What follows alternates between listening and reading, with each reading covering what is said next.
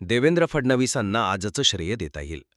मराठ्यांचं मन इतकं मोठं आहे की आज जे देवेंद्र फडणवीसांनी केलंय त्यासाठी वर्षानुवर्ष देवेंद्र फडणवीस साहेब हा मराठा समाज तुमचा ऋणी राहील. आंदोलनाचा मार्ग निवडायला लावला, उपोषणं झाली, वादविवाद झाले, सरकारविरुद्ध मराठा असं वातावरण तयार झालं. मात्र देवेंद्र फडणवीसांनी जितकं शांततेत घेतलं, मानलं पाहिजे देवेंद्र फडणवीस साहेब, फक्त तुम्हालाच जमलं.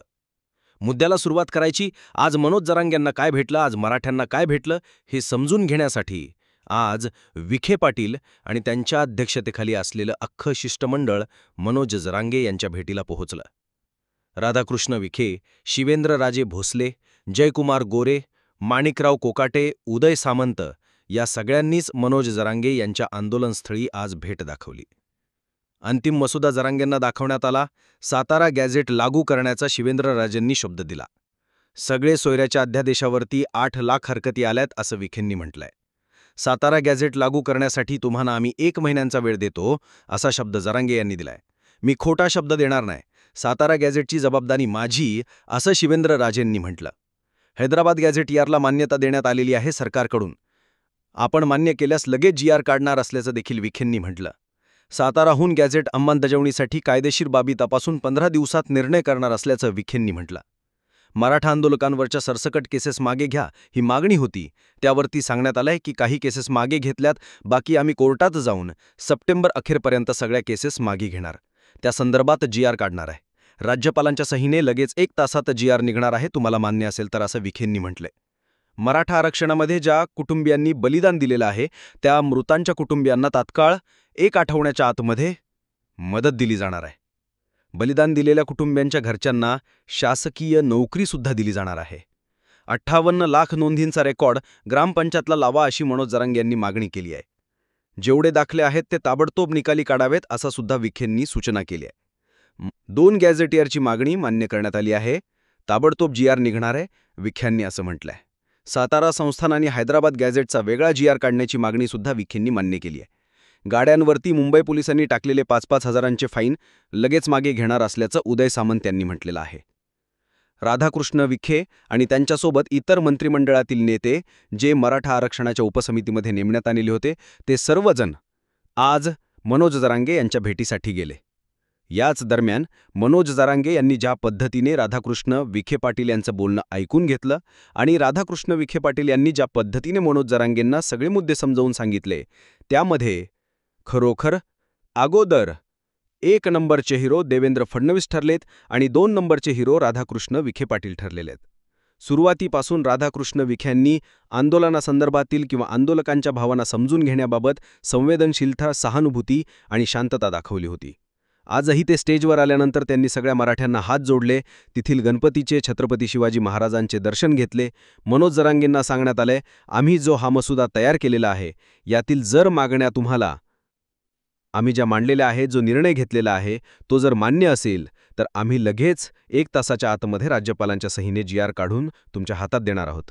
मनोज जरांगेंनी म्हटलंय की GR हातात येत नाही तोपर्यंत उठत नाही, पण GR 1 तासात येणार असेल तर संध्याकाळी 9 वाजेपर्यंत आम्ही अख्खी मुंबई खाली करून देतो, हा मनोज जरांगेंनी दिलेला शब्द आहे. आता नेमकं जेवढ्या मागण्या मांडल्या होत्या त्यातील कुठल्या मागण्या पूर्ण झाल्या नाहीत किंवा ज्यावरती सरकारने वेळ घेतलाय त्यावर लक्ष टाकूयात. सगळे सोयऱ्याच्या अध्यादेशावरती 8 लाख हरकती आल्यात, त्यामुळे सरकारचं म्हणणं असं आहे की आम्हाला आणखी 2 महिन्यांचा वेळ द्या. मनोज जरांगे यांनी तो वेळ दिलेला आहे. सातारा गॅझेट लागू करण्यासाठी शिवेंद्रराजेंनी शब्द दिलाय. काही कायदेशीर बाबी आहेत त्या तपासून आम्ही 15 दिवस ते 1 महिन्याच्या आतमध्ये सातारा गॅझेट लागू करून देतो. त्या संदर्भातील GR आम्ही आत्ताच्या आत्ता तुम्हाला काढून देतोय. म्हणजे ही दुसरी मागणी जी आहे ती थोडीफार पेंडिंग झालेली आहे. आणि मराठा आणि कुणबी एकच आहे, ही जी सगळ्यात मोठी मागणी होती त्या मागणीसंदर्भात सुद्धा मनोज जरांगेकडे या उपसमितीने 1 महिन्याचा वेळ मागितलेला आहे. त्यातीलही काही बाबी कायदेशीर पाहायच्या गरजेच्या आहेत. आम्हाला 1 ते 2 महिन्यांचा वेळ द्या अशी एक मागणी जी आहे ती विखेंनी केली होती आणि मनोज जरांगे यांनी तो वेळ द्यायला तयारी दर्शवली आहे. आता ज्या मराठा आंदोलकांवरती केसेस दाखल झाल्या होत्या त्या केसेस सरसकट मागे घेण्यासाठी सरकार तयार आहे. ज्या पोलिसांच्या अंडर येत आहेत त्या आम्ही मागे घेतलेल्या आहेत आणि इतर ज्या काही केसेस आहेत त्या आम्ही कोर्टातून 1 महिन्याच्या आत म्हणजे सप्टेंबर अखेरपर्यंत मागे घेणार असल्याचा शब्द विखेंनी जो आहे तो मनोज जरांगे यांना दिलेला आहे. या व्यतिरिक्त ज्या मृते आहात म्हणजे ज्यांनी मराठा आरक्षणासाठी बलिदान दिलेलं आहे अशा कुटुंबियांना मदत करण्याची तयारी दर्शवलेली आहे. एका आठवड्यात त्यांच्या बँक अकाउंटवरती ती मदत पोचलेली असेल असा शब्द जो आहे तो विखेंनी दिलेला आहे. दरम्यान जवळपास जेवढ्या हैदराबाद गॅझेट आणि सातारा गॅझेट या 2 मोठ्या मागण्या होत्या त्यातील हैदराबाद गॅझेटची मागणी जी आहे ती लगेच मान्य झाली. याचा अर्थ असा आहे की जवळपास मराठवाड्यातील सगळे मराठे सरसकट कुणबीमध्ये जाताना दिसतायत. थोडीफार त्यामध्ये 19-20 असणार आहे. मात्र आताच्या घडीला हा मराठा आंदोलकांचा खूप मोठा विजय झालेला आहे. हजारोंच्या संख्येने मराठा आंदोलक जे होते ते मनोज जरांगे यांच्या भेटीला जात होते. बऱ्याचशा मराठा आरक्षणामध्ये आमदारांनी पाठिंबा दिला, सत्ताधारी आमदारांनी पाठिंबा दिला. संदीप क्षीरसागर असतील, विजयसिंह पंडित असतील, प्रकाश सोळंके असतील, बजरंगाप्पा सोनवणे असतील, ओमराजे निंबाळकर असतील, कैलास पाटील असतील, अभिजित पाटील असतील, अनेक लोकांनी जो आहे तो मनोज जरांगे यांच्या आंदोलनाला पाठिंबा दिला होता. सुरेश धस यांनी सुद्धा आंदोलनस्थळी जाऊन मनोज जरांगे यांच्या आंदोलनाला पाठिंबा दिला होता. शेवटी सगळ्या मराठा म्हणजे सगळे तर आले नाही मराठा आमदार, पण जेवढे आंदोलनस्थळी आले होते त्या सगळ्यांचे आभार मानले पाहिजे. देवेंद्र फडणवीस या आरक्षणाच्या मुद्द्यावरती सगळ्यात जास्त टार्गेट झाले होते. मुळात तिथेही प्रश्न असेच होते की एकच व्यक्ती टार्गेट वारंवार होतोय, पण आताच्या घडीला मुख्यमंत्री आणि गृहमंत्री म्हणून सुद्धा देवेंद्र फडणवीस बसलेले होते आणि त्यामुळे जे आहे देवेंद्र फडणवीसांवरती रोष जास्त होता. पण हे मराठांना जे आज तुम्ही मुंबईतून देऊन चाललेला आहात त्यासाठी फडणवीस सरकारचे आणि देवेंद्र फडणवीसांचे सुद्धा मराठा समाज उपकार विसरणार नाही. तुम्ही जेवढं दिलं ते खूप दिलं, हेच जे आहे त्या भावना आहेत. या सगळ्यामध्ये बऱ्याचशा घडामोडी घडून गेलेल्या आहेत.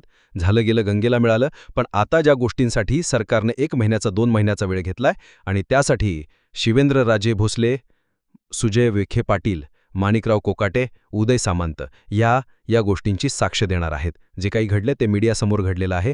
त्यामुळे 2 महिन्यात जे उर्वरित पेंडिंग ठेवलंय तुम्ही म्हणताय त्या पद्धतीने त्यावरती अंमलबजावणी करा, नाहीतर मनोज जरांगे हा माणूस हटत नाही हे लक्षात घ्या. कसं पाहता आजच्या या सगळ्या मागण्यांकडे? आंदोलकांना मोठं यश आलेलं आहे, तुमच्या आंदोलनाला मोठं यश आलेलं आहे. या सगळ्या गोष्टींवरती तुमच्या भावना काय कमेंट करून मला जरूर कळवा. जय महाराष्ट्र.